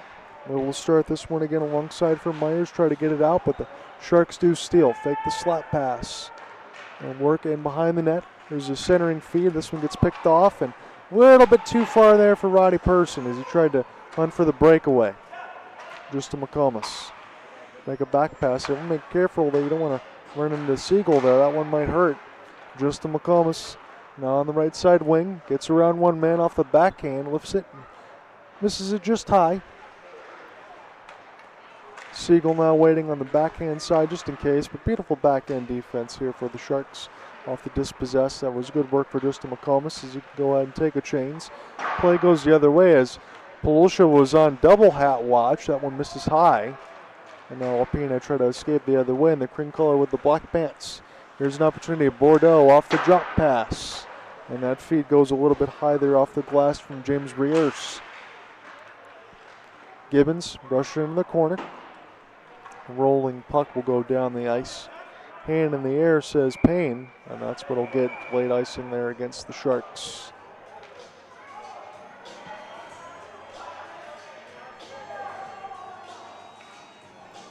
I think they're just discussing where they want to drop the puck. And as the Sharks are just going to do this one at center ice, it looks like with Kieran Carlisle.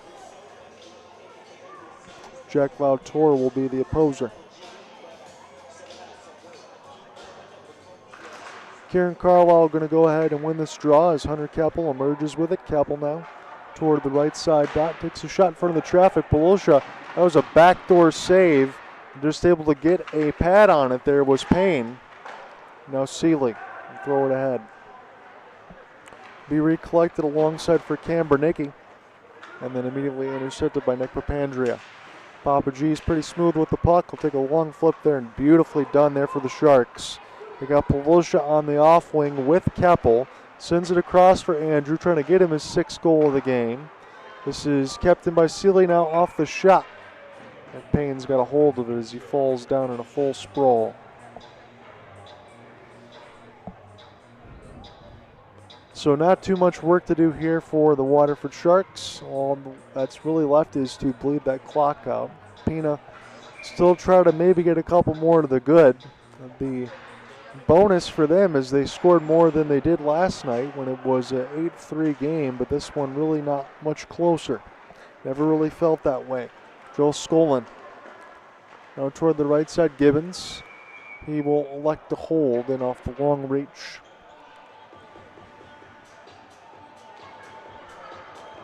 So we look to be aiming at about a 4 o'clock Eastern release as far as when this game is finalized. I'll try to give you one more update as far as the Muskegon Voyagers and the Warhawks as well. But again, last hold for Muskegon in Game 2. They already won Game 1 5-2, but they lead 3-0 after 1. Perry gets dispossessed. Molkowski now. It's a 3-on-1 for the Sharks. Helgamo missed it all. Blows a tire, but he's going to be safe there as a pop back up to his feet. And now Alpena, Patrick Smith. He scores right in off the rush. So a 3-on-1 for the Sharks does not materialize, but in the ensuing possession the other way, the Alpena 45ers get another goal.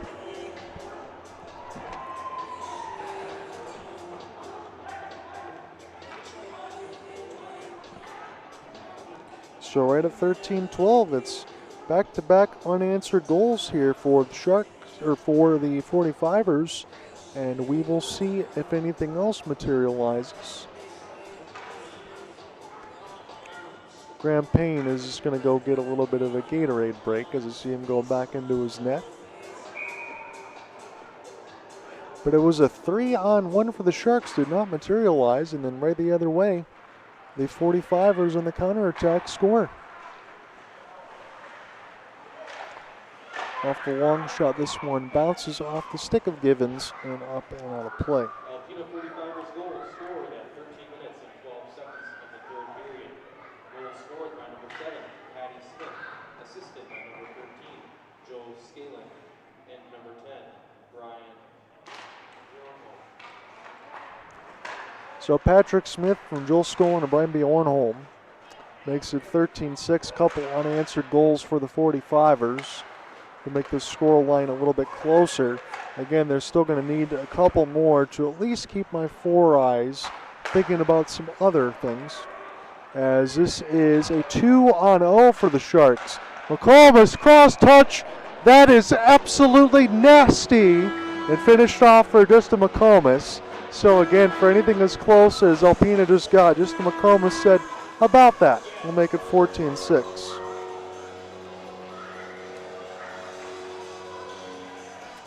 So when you get the jailbreak the other way, you got to make it look academic, and that's exactly what the boys just did at 12:36. The 20th goal of the game. Was that the prettiest one is the question.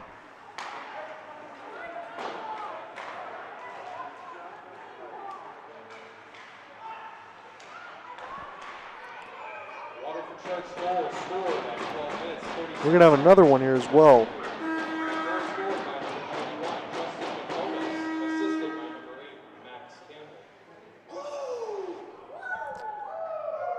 So 91-8, I wanted to make sure I was quiet enough. I apologize for missing that goal call. There's been a lot of them for the Sharks. Just want to make sure I got the actual numbers there right for the story. And now we got to finish off alongside for Kieran Carlisle as the latest. So 15-6. Again, Kelly's doing a better job than I. I'm almost struggling to get him in an abacus down here. As Nick Papandrea. And off the rush, offsides with Keppel. Goal scored by number 23, Hunter Keppel. Assisted by number 16, Kieran Carlisle. And number 6, Theo Goody. So Keppel's got a few, Kieran Carlisle does. And now Theo Goody with another assist.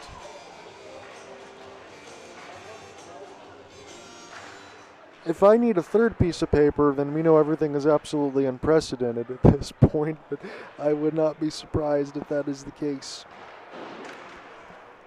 So Sharks start with puck possession again is Kieran Carlisle on his back skate. Look to get going again. This one bounces off of Brian Bjornholm and sent back down in the Sharks' end. Try to take this one from right to left. Here is Keppel. Fresh off just scoring a goal. Already got a couple. Loose out in front, a couple of bounces now. And Payne will hold on. So again, it was the statuesque between both goalies that we thought it could be. Again, you had Graham Payne as the starter in game 1, Struble as the backup.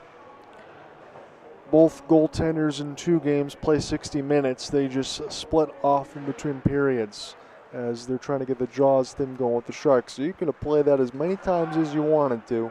As long as I talk over it, it's not going to YouTube copyright. With 15 goals, it's already been overdue. Goes from right to left. And now an opportunity for Papandrea. He'll skate in. He's got a ton of speed. He'll leave off the outside here for Spencer Bowman. So again, off that 10-minute misconduct, he's going to get a chance to finish out the rest of this game. So it was through the middle of the third before he got a chance to check back in. I'm sure Spencer Bowman's probably going to get one. I'm going to call it. As this is toward the left side, you know he wants a fever pitch considering everything else that happened. Again, I said this in all honesty in front of the notes. I'm not going to put any blame on the captaincy for stepping up for his teammates because there was a lot of liberties. Sharipa. And off the drive, good save. Gibbons, he gets all tied up. Again, the Sharks aren't going to like that. Siegel now.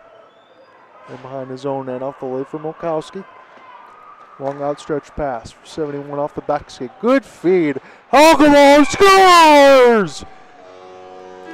That was pretty nice. A one touch there for Bowman. Late for Cole Hogamo. And that was a crisp pass. 16-6.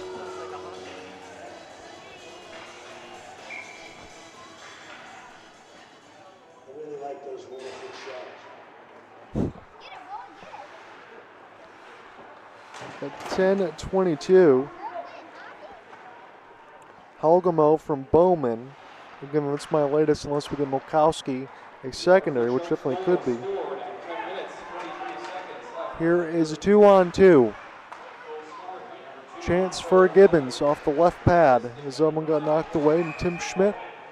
Now we get some push. So I did get that right on the first time, so I feel good about that. Hogamo from Bowman and Milkowski at 10-22 as we're halfway through the third. So here is what I'll aforemention and say this. 10 goals. This game's already decided. I would start the running clock right at 10 goals. That's usually where we get her on the high school side of it. I know that's not where we are for the MIHL, but that is my aforementioned change to Mr. Scott Brand. We'll see what he thinks about it. As this will be recollected now near the right side boards. Jake Prober trying to get around some of that foot traffic as Perry canceled off near the right side boards. Couple of finish hit, braces for contact there, Tim Schmidt. Trying to pry the vulcanized rubber loose, but McComas, nice little dipsy doodle. And alongside Leaf for Rule. There's McComas now. Lopez way in behind the net and off the Leaf. Start again for the Sharks. Try to go ahead and send this across the blue line, but it gets sent back. No problem there for Nick Papandrea. Off the stutter stop. Still continue to chip this one off the glass. Perry gets a pick off. And now the Sharks have numbers. Late arriving back there, he got Andrew Polosha in a bid for 6. That one just eludes it as he has to take a hit. Able to stay with the puck now alongside Max Campbell.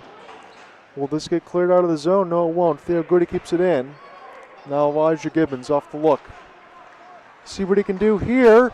That one goes just wide. Elijah Gibbons didn't give him much to shoot at. Here for James Rears. And now Polosha.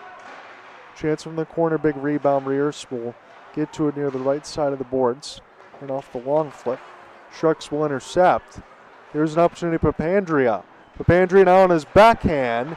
He gets denied. Rebound goes just behind the mesh. He tried to center it through the blue pink. Siddle back down now off the long clear. Elijah Gibbons. Siddle will handle this. Go ahead and kiss it off the glass now for Papandrea. Theo Goody off the touch. Gibbons got to get back out of his goal crease again. A little awkward there trying to retrieve. This net's wide open.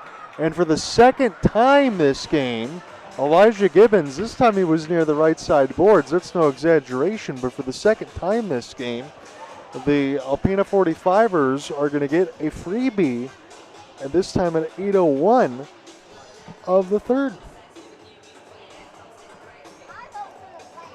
So 16-7.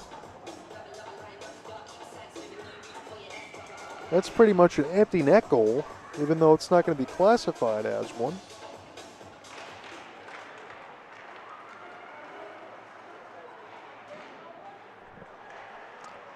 And usually when that happens, the Sharks come down the other way and almost score. They almost did there. Siegel now for Prober. This is one knocks off the glass there for Kieran Carlisle. Carlisle now trying to pick up off the backhand. Here's Carlisle off the feed.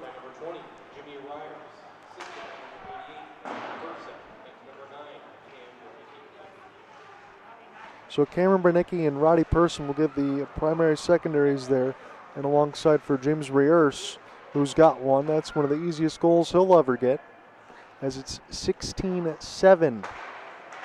Jake Prober now in toward the right side boards. Here's a shot for Polosha. This gets deflected in between some skate blades. Sharks will be able to keep it in for Siegel. Now an opportunity for Hunter Keppel on his backhand off the sauce. It's a good pass here for Prober. Try to shoot that one high. Good glove save for Payne right at 7 minutes. So I can't read too much into what gets out of hand and what doesn't. But what I will say, in a game like this, there's been 3 cough-ups by the Sharks.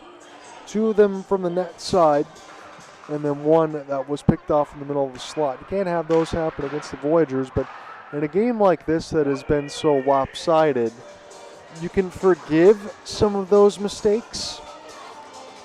But I do expect on the defensive end, when needed to be, when you're playing against guys like Riley Picture on the back end, who's premium with Jack Hudak in the goal crease next week, that some of that will be cleaned up. What's appropriated now on the ice is a Waterford Sharks power play for a delay of game. Again, only because of the hitting the netting, it stays in there, but it's going to be the Sharks power play. Does Elijah Gibbons, and this is just me calling my shot, this would be Babe Ruth, does he just take a shot at the net considering what the score line is? That would be something completely new. Again, you can laugh about that, but again, this is where we are as far as the score line. Here will be an opportunity, a no-look touch pass there from Bowman to Helgamo, and the Sharks have possession in the offensive end. About 6:15 left to go in the third. Cross-ice feed, Bowman. Now for Siegel, Papandrea. A one-touch back to Jared. We'll let it go into the traffic, and this one will be deflected off the left pad there of Payne. Sharks have possession in behind the net. This will be just picked up off the back skate. Sharks now try to press there. Siegel took the stick right out of the hands of one of the 45ers. That lumber went flying. We'll start the other way now for Gibbons and slowly put around the embankment. Got about 5:45 left to go in this third. John Eder with you alongside the Go Live Sportscast. Thank you for joining in alongside the YouTube, TCL, and everything else through the normal stream to Live Sportscast per usual. Spencer Bowman, as that pass eludes the outstretched stick. Now it's Papandrea. Bowman off the give and go. We'll take the wrister. This one goes up and out of play.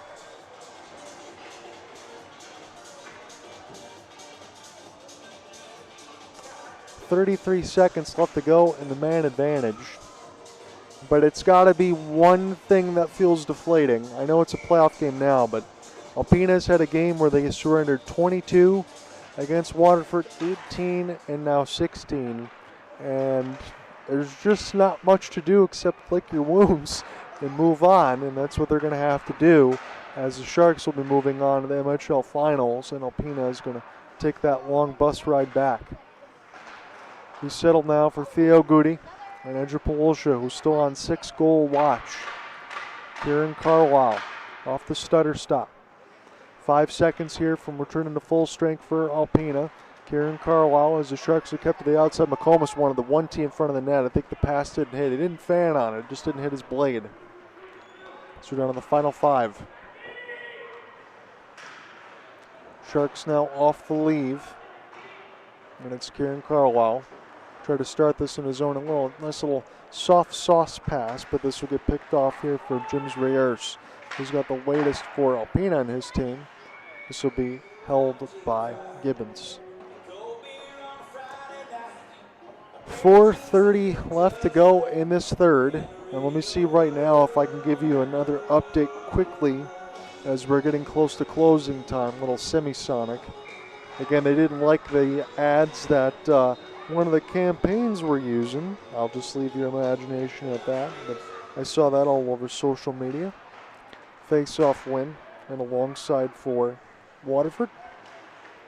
I'm going to flip back up on the Muskegon page really quickly as this one tipped out in front. That was a good stop by Gibbons. Traffic at the net a couple times. And this will go into the left side red line where the players will come together. Just to McComas trying to find this now as Alpena will send it in deep now for Tim Schmidt. Try to get a puck retrieval. Send back and around the end boards. Sharks still trying to work their way out of their own end. They'll do so now, finally cleanly off a flip. Rolling puck, recollected now for the Central Michigan product, and Justin McComas. McComas now will get pinned against the end boards. Get dispossessed for a moment as Alpena tries to get that long flip. This looks more like an exhibition than a playoff game as far as Alpena being able to get those goals, but Sharks really took it to them early and had complete control of this one. McComas. Now off a 3-on-1. McComas now feet out of the air. Slap pass, that one will go wide as Alpena was in the middle of a change. That was a good back pass in the midst of everything that was going on. I think we're going to get either a tripping call or an offsides. I think a trip's going to be called against the Sharks. Right now, upon last check, I still see 3-0 for the Voyagers. No change just yet.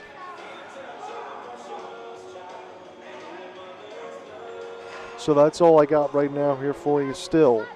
If we got any other updates that I can get to, I'll relay those. So neutral zone draw, no tripping, just an offsides as we get started again. And alongside with the Sharks, long outstretched feet, it's Cole Helgamo. Helgamo off the lead, and that is going to get put in the back of the net. Spencer Bowman said he was going to get one, considering what happened to him in the second for the fighting, the misconduct, and all of that, standing up for his teammates. He makes it a 17-7 game. And even in a blowout like this, I'm happy for number 71 to see him get some due diligence and some justice there.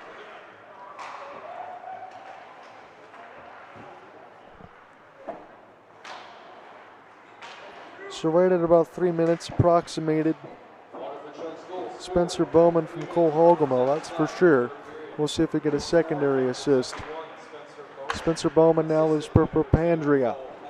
Nick work his way behind the net of Payne. 17-7. And speaking of Payne, it's going to end pretty quickly here for Alpena. About 2:30 left to go in the third. There's been a lot of it. Little soft serve as this one bounces here for Zach Molkowski. In toward the left side red line. And Cole Helgamo will send this around the end boards for Spencer Bowman as that wide continues to hum. Here's a centering feed. Molkowski almost put that into a yawning cage as it's gloved down to a knee there by Theo Goody. Goody can take his hand at a shot if he wants to, and be a glove save the other way. We're actually not. 18-7. My apologies. I thought that Payne might have got a piece of it. There might be a hole in the net. That's what the refs are checking on the other side to make sure that either there wasn't a hole or the moorings were not misplaced. But at Theo Goody's wrister, I think that eluded the glove hand of Payne, and it's now 18-7.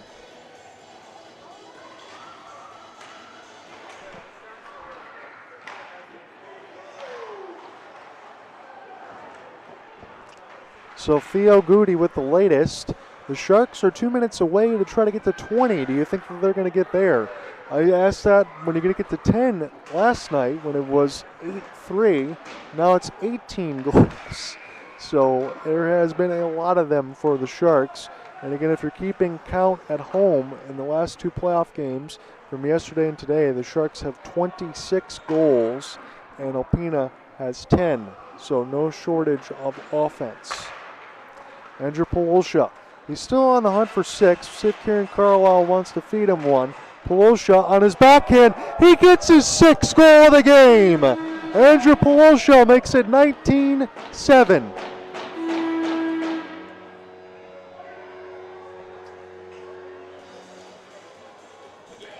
You know the Sharks were going to hunt for that. When again you're on a double hat trick watch, it's a special type of game. And Andrew Polosha has another one to account for it. He's got only one less than just to tie it here for Alpena. And when you have that type of game, that really means that you're a special player. And I'm trying to keep this updated as far as the regular season. That's now 6 inside of the one yesterday.